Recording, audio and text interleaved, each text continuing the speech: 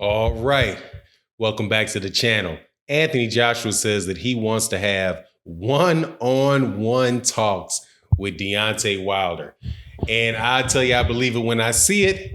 But assuming it's going to be true, let's talk about it and what needs to happen for it to be successful.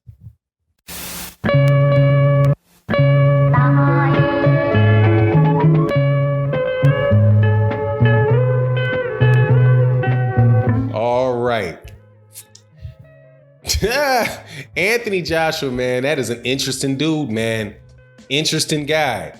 So he says that he wants to have one-on-one negotiations with Deontay Wilder, and so that they can get this fight done. He doesn't want any middlemen. He doesn't want any promoters, any managers, and any trainers. But look, in order to get this fight made, let's just sit. Let's talk one-on-one. Okay, man, as people know, I'm really interested in negotiations these days, man. And I've been watching this go on since the beginning of Anthony Joshua's championship, since he beat Vladimir Klitschko in the talk for the unification fight. The unification fight started. And I don't believe Anthony Joshua because, I'm not stupid. But let's just assume that he does, that he really, really wants this fight. Okay, because he's talking like he wants to fight. And that's something he wasn't doing before.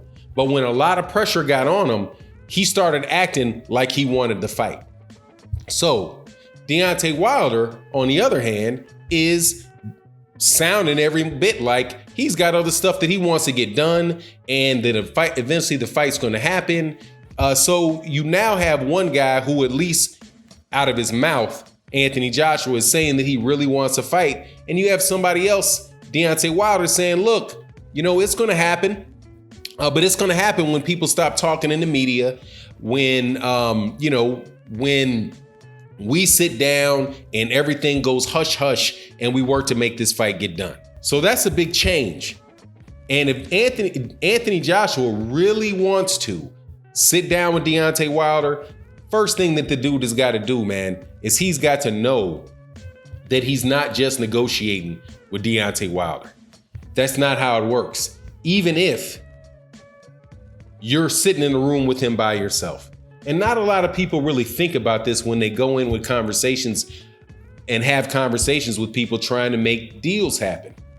Although you're talking to the president or CEO of a company, when you leave that room, that COO or that CEO is going to have to talk to the people that he works with.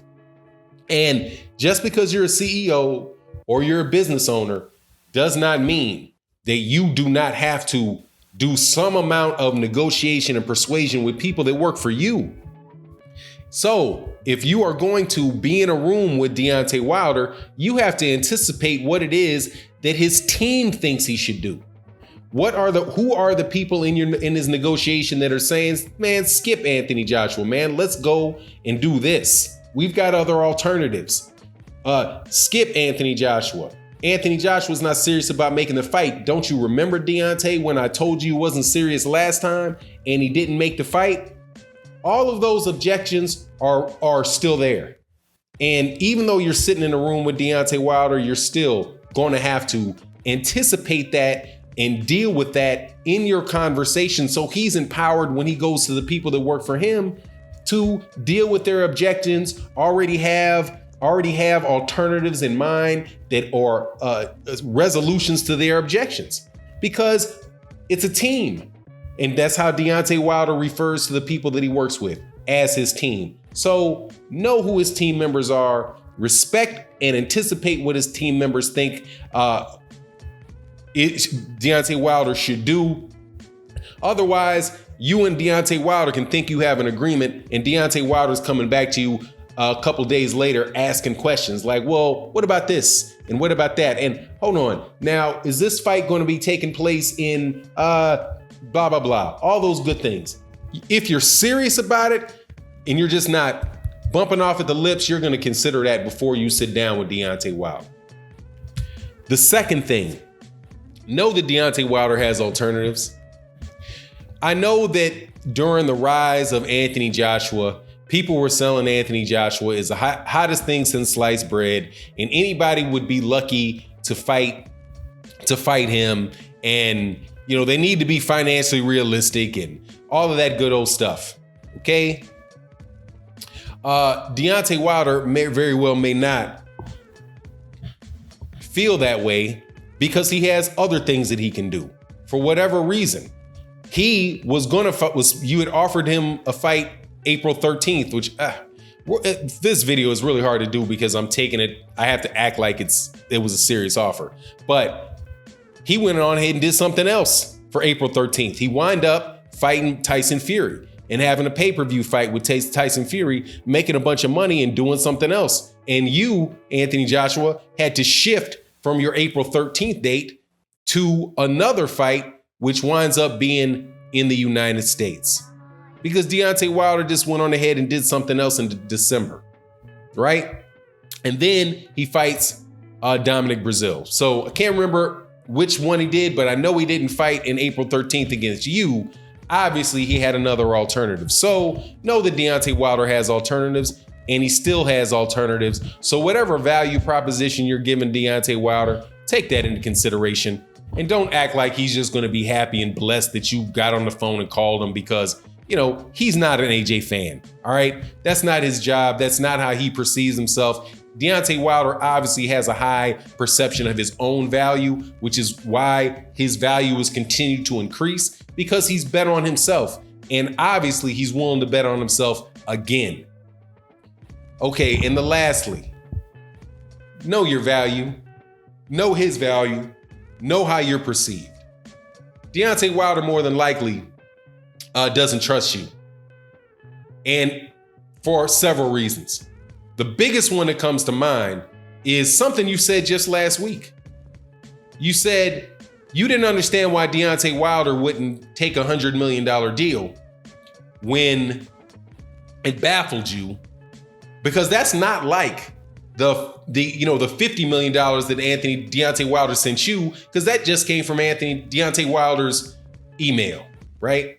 So you don't understand why he passed $100 million. You're baffled by that. And two, that deal was better than the offer that he sent. The $50 million for one fight guaranteed was better because that offer didn't come from Deontay Wilder. So how would Deontay Wilder perceive you? He might perceive you as somebody that talks without knowing anything because you have no clue what his deal was with Showtime. I keep getting people on my comment section all the time that say that to me. Well, there's no way that Deontay Wilder should have turned down that $100 million. And I always ask him, what deal did what deal did Deontay Wilder get instead of the $100 million multi-fight deal with DAZN? And the answer is always the same. I don't know. I don't know what Deontay Wilder's deal with Showtime is. So if you don't know what his deal is with Showtime, then how can you possibly know that he didn't get a better deal from Showtime? That's just your assumption. It's just not feasible for you. You don't understand how that could be a better deal. But just because you don't understand how they could get a better deal without knowing what the deal actually is and being able to make that determination, then you're just talking out of your backside.